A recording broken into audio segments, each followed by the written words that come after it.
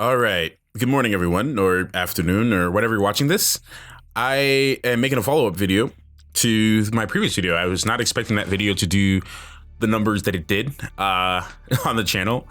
That video was just a bit of like a rant, honestly. A rant of how I felt about the game for Dune. So if you guys just wanted to see my unfiltered just rant about how I felt about the game and my experience, please go ahead and check that video out. I linked it so you have context for what I'm talking about in this video. Also, forgive my voice because I am getting over, I was a little sick, so I'm just getting over a bit of not feeling so well. So, okay, so the reason I'm making this follow-up video is because I wanted to, it took me a while to make it because I wanted to sit down with my thoughts and before I started talking about this game again, without it just sounding like uncontrolled, mania and whatnot. So I will start this up by saying that I do still stand by a lot of what I said in that video. Nothing has really changed. My stance has not changed. I haven't played the game since. And I don't know if I'll get back to it, but we'll talk about some of the changes that they announced and everything like that. Now, I want to clarify this thing too, because there's another, I've been seeing this comment thrown around a lot in the comment section of that video where I said that I don't think it's worth playing the game. And everyone's saying, oh, you have over 300 hours. You clearly got your money's worth.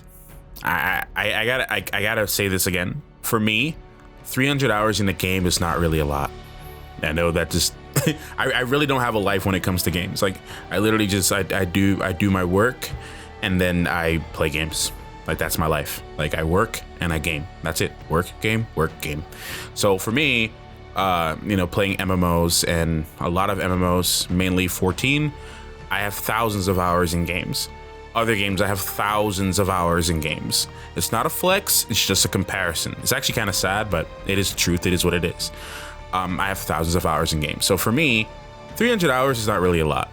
I don't represent the average player in terms of time invested in a game, right? So I know for your average 9-to-5 person, that is, or someone that's has a really busy lifestyle or has a family that they're raising and so on. I understand that like 300 hours is a lot of time. And objectively speaking, it is a lot of hours to put into a game, especially in this short of a time frame since the game's been out, right? I do understand that. Like, don't get me wrong. I'm not oblivious to the fact that 300 hours is a lot for some people. But for me, 300 hours is not a lot.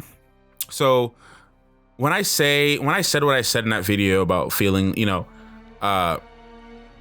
failed as a player for the PvE experience, I meant that.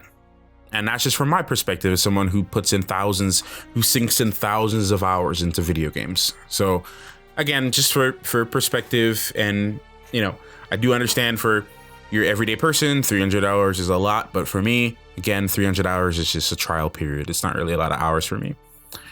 That being said, though, thinking back on it, like I do still feel, and I want to make this clear, if you want to play Dune and you don't care about the deep desert at all, and you don't care about getting tier 6 or anything like that, I do still feel that you can get the game. Yes, you can enjoy certain aspects of the game. Yes, I do feel that you can do that. You can, I know some of you guys are right. You can get your money's worth, or so on in Haga Basin alone, right? I still do not agree with forced PvP in this game. I still do not believe that shipwrecks need to be PvP in Haga Basin. I don't believe, and yes, I do believe the PvP is forced. I don't care what anybody you guys say, oh, PvP isn't forced. You can't, no one's forcing you to do it. Look, if you want to progress in the game and you want to try to do some of the other end game stuff, you do need to go into the PvP zone. That's just the truth. You know it and I know it. So don't act like it's not true. You know it and I know it. Don't try to debate or try to justify your point simply because you just have an opinion. All right?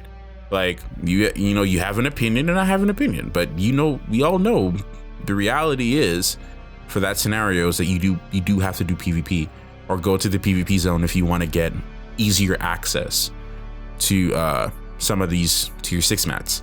And again, there's people in the PvE zones, in the deep desert that they build housing and they build bases above the islands and they kind of make a blockade so that they, you can't get it. They go and claim territory there. So it's still griefing in a way.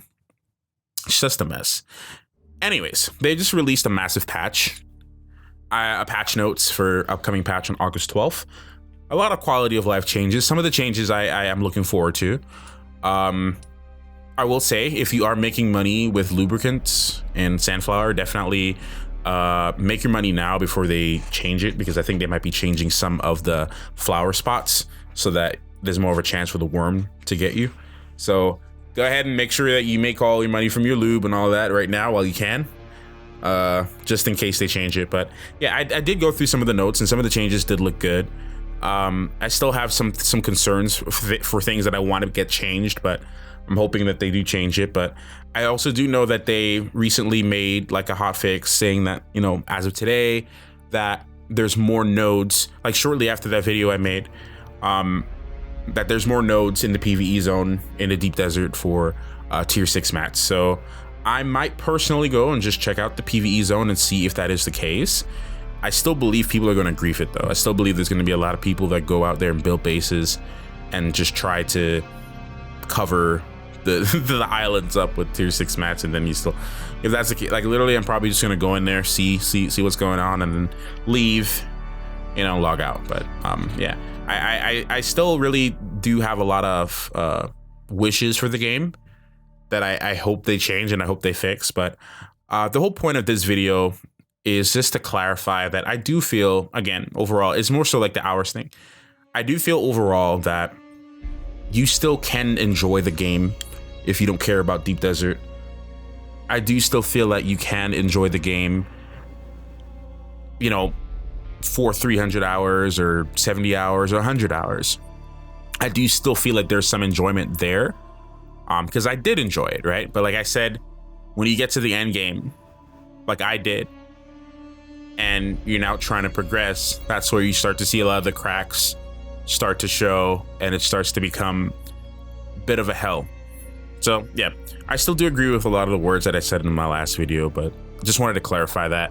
And this one, that, you know, should you buy Dune? Should you buy the game? Personally, I would still say wait. I would say wait. That's just my opinion. I would say wait till at least wait till August 12th. Maybe the hot fixes will be better. Maybe it'll make the player experience better. I know they also made some changes. They're going to be making some changes for the new player experience, so it might be better. Maybe wait a little bit, then try it out. But if you don't really care and you still want to give it a go, give it a go. Give it a go and see if it's for you. You know, there's only one way to find out. You try it yourself. But yeah, it's me, Sound Mind, just saying what I got to say. But anyways, that's it for this video. A little bit shorter commentary, but just wanted to talk about that. And yeah, that's it. See you guys later.